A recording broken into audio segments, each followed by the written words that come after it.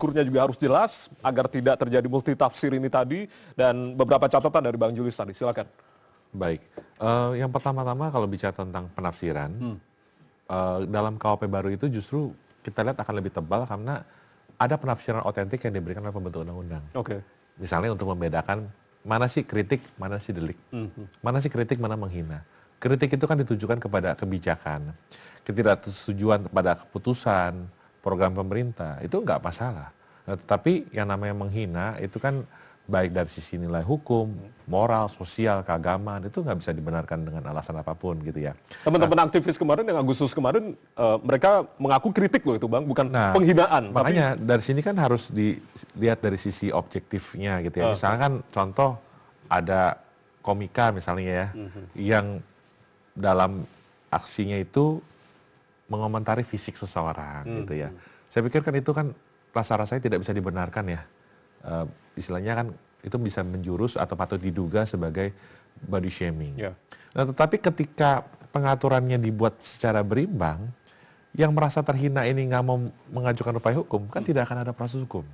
Nah, jadi gini Mas, justru kita mau memperbaiki kondisi di masa lalu yang memang ada proses-proses hukum yang janggal. Kenapa saya katakan janggal? Karena banyak sekali pihak ketiga yang mungkin mengatasnamakan kepentingan presiden membuat laporan kepada pihak yang berwajib dengan pasal-pasal yang nggak relevan, pasal-pasal yang nggak ada kaitannya, nggak ada korelasinya.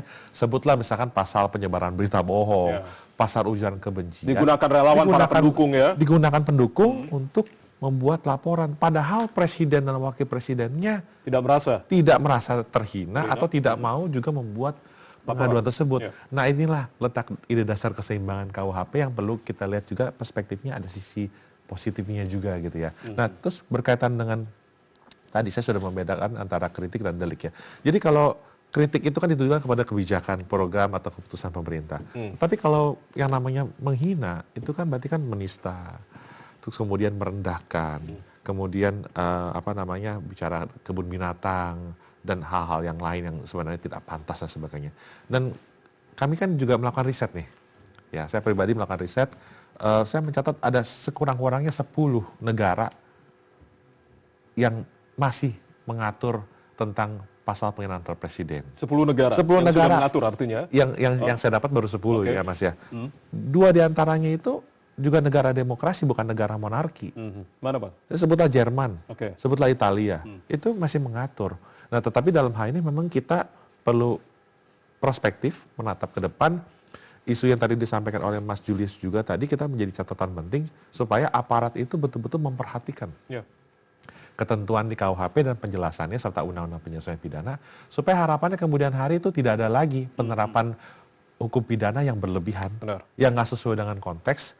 Kayak contoh kemarin kan, makanya sekali lagi saya ulang, statementnya Mas Wapres Gibran itu mengatakan nggak usah lah lapor-lapor, itu biasa kritik evaluasi. Ini kan sebenarnya pandangan yang harusnya ditiru oleh para pejabat yang lain gitu kan ya. Artinya bagaimana perasaan terhina yang sifatnya subjektif itu tidak dielaborasi menjadi sebuah laporan polisi. Tetapi kalaupun mau membuat laporan pengaduan maksud saya, kan nanti kan Mahkamah Agung, kalau kita masih percaya negara hukum nih, Mahkamah Agung akan menguji ini kritik atau delik. Tetapi berita baiknya malam hari ini saya perlu menyampaikan juga kepada pemirsa TVRI di seluruh Indonesia.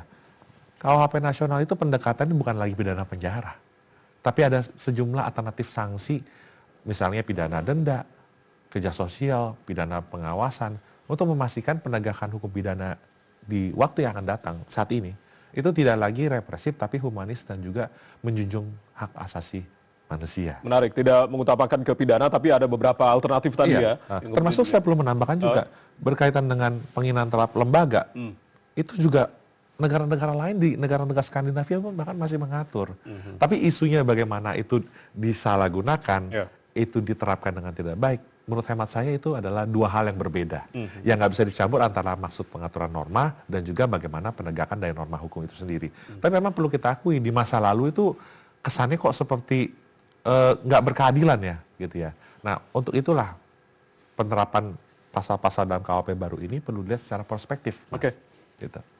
Salah satu yang kemudian menjadi ramai di publik adalah pasal 256 terkait dengan aksi demonstrasi yang kemudian juga harus memberitahu ke pihak kepolisian. Ada beberapa kemudian sudah disampaikan oleh pihak Pak Wamen kalau tidak salah. Ada suatu kasus di Sumatera Barat kalau tidak salah waktu itu ya di Padang dengan ambulan yang ternyata juga tadi banyak aksi demonstrasi yang kemudian terhalang ambulan untuk melintas begitu. Apa yang kemudian bisa Anda jelaskan ke publik terkait dengan pasal 256 ini, Bang Albert? Singkat saja. Pertama, ini bukan pasal baru, di KUHP lama pun sudah ada, cuman baru ramai ketika sosialisasi KUHP baru. Di KUHP lama sudah ada, itu pertama. Yang kedua, pada hak kebebasan berekspresi dan berpendapat juga ada hak orang lain. Tadi makanya Pak Wamen mencontohkan ya. Saya tidak terlalu pasti tahu daerahnya di mana, tetapi pada saat unjuk rasa itu memang diperlukan langkah antisipasi, mitigasi, rekayasa lalu lintas untuk memastikan hak orang lain untuk sebagai pengguna jalan dan penikmat fasilitas publik juga bisa dipenuhi. Dan kalau kita lihat dalam pasal 16 Undang-Undang 9 tahun 98 ya tentang menyampaikan pendapat di muka publik, itu memang harus diberitahukan. Jadi prinsipnya pasal 256 ini kalau sudah diberitahukan, maka tidak akan ada proses hukum. Orang diberitahukan kok, bukan izin. Bukan izin. Ini yang harus kemudian digarisbawahi karena publik mengartikan jangan-jangan ini sebagai izinnya begitu. Nah, satu lagi saya perlu menambahkan Mas, mohon izin. Nanti mohon koreksi dari Mas Julius juga. Bahkan di Konvensi Hak-Hak Sipil Politik ICCPR yang sudah kita adopsi dalam Undang-Undang 12 tahun 2005 itu menjamin bahwa kebebasan berekspresi pendapat itu tetap ada pembatasan untuk sama moralitas ketertiban umum. Nah, ketika melakukan aksi unjuk rasa, kan nggak ada salahnya diberitahukan. Dengan diberitahukan, tadi bisa dilakukan langkah-langkah yang memitigasi unjuk rasa tersebut. Tapi bukan berarti melarang, membatasi, enggak gitu. Baik. Bang Jul, terkait dengan pasal 256 ini, bagaimana kemudian Bang Julius melihat begitu, apakah ini kemudian benar-benar hanya sekedar memberitahu, bukan terkait dengan izin begitu, ataukah ini cuma hanya hal administratif semata? Mengapa kemudian diatur dalam KUHP? Jadi sebelum ke situ, Jaya tadi menarik ketika kita pakai ukuran moralitas. Moralitas. Gitu ya. Lagi-lagi moralitas itu kemudian menjadi hal yang multitafsir, gitu ya. Kemarin rame di pondok pesantren, makanan digelontorin begitu saja di kalangan pesantren itu hal yang biasa.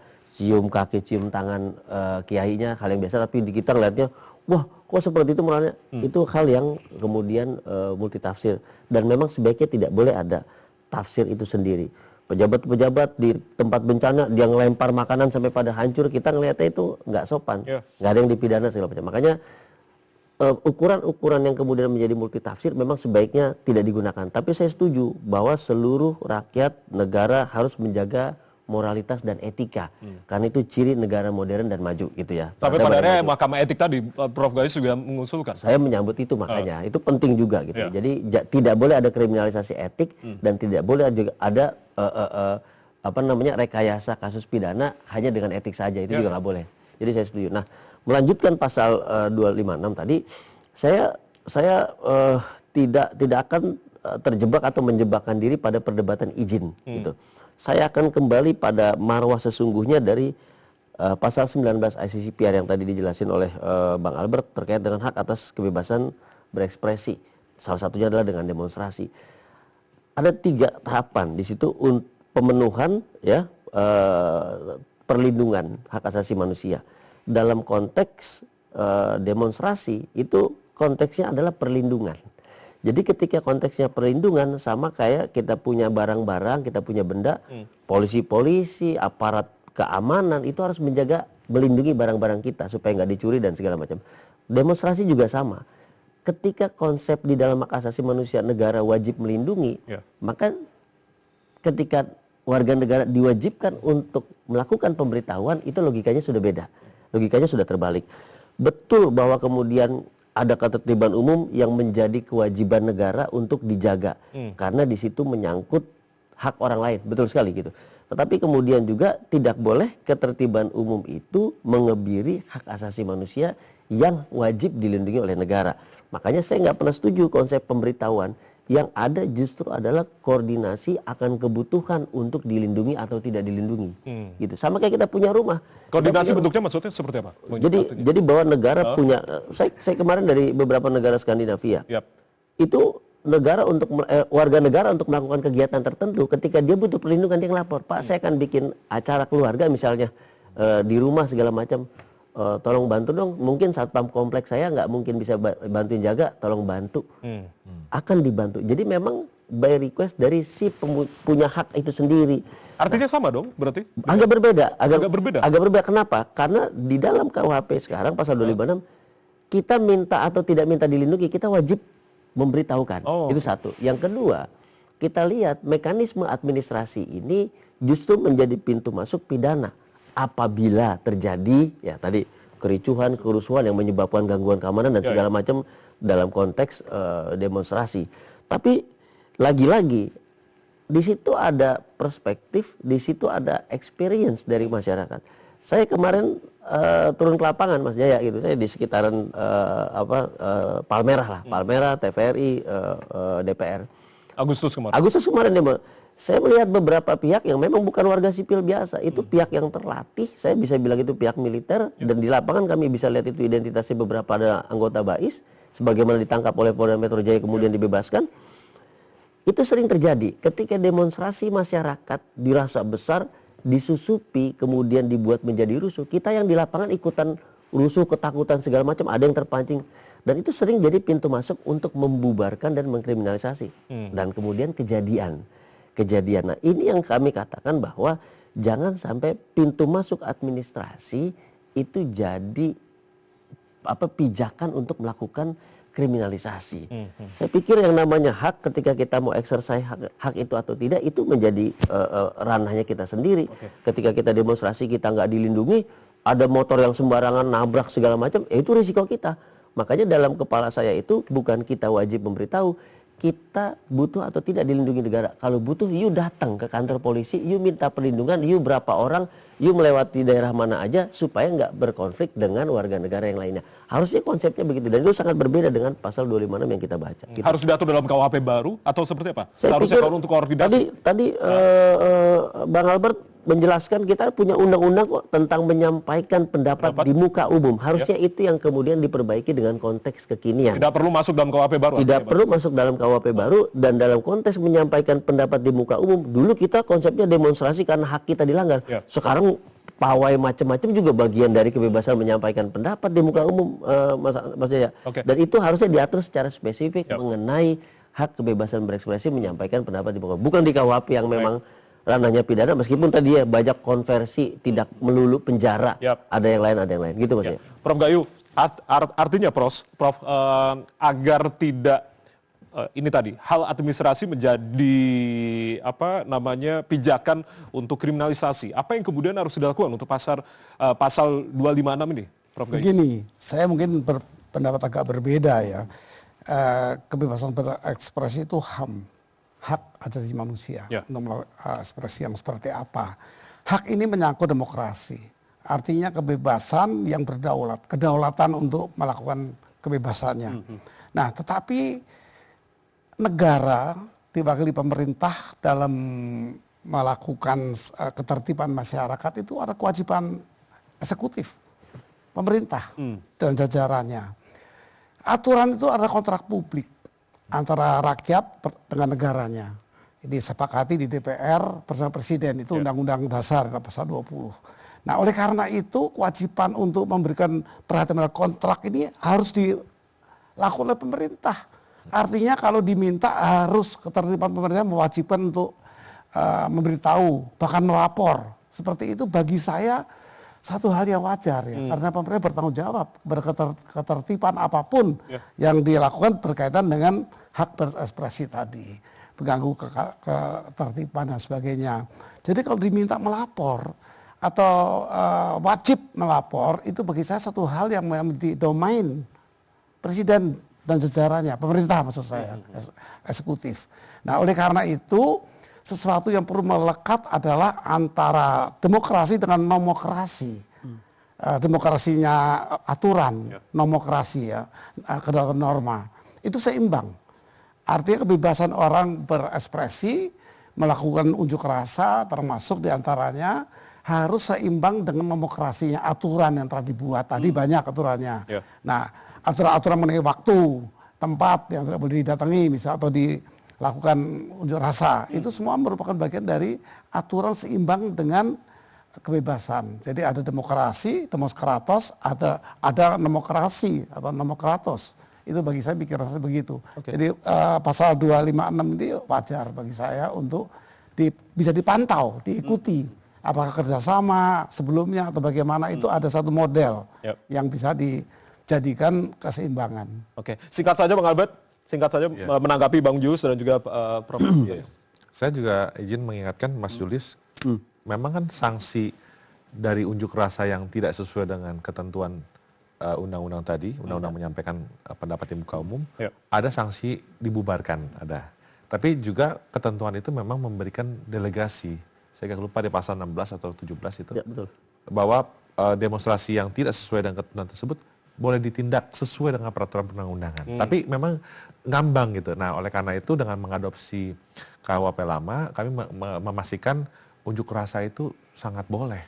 Nggak masalah unjuk rasa boleh. Pawai juga, demonstrasi boleh. Tapi mohon diberitahukan dulu. Nah, yang lebih penting nanti kalau boleh usul kepada masyarakat sipil, kita perhatikan nih, betul nggak nih penegakannya ini sesuai dengan maksud pembentuk undang-undang.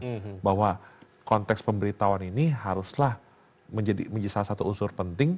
Kalau sudah diberitahukan, pengunjuk rasa maupun korlapnya tidak boleh dipidana dengan pasal ini. Karena pengamaran ini kan melekat itu tadi yang disampaikan oleh Prof. Gayus gitu. Itu yang perlu kita kawal sama-sama deh. Gitu kan.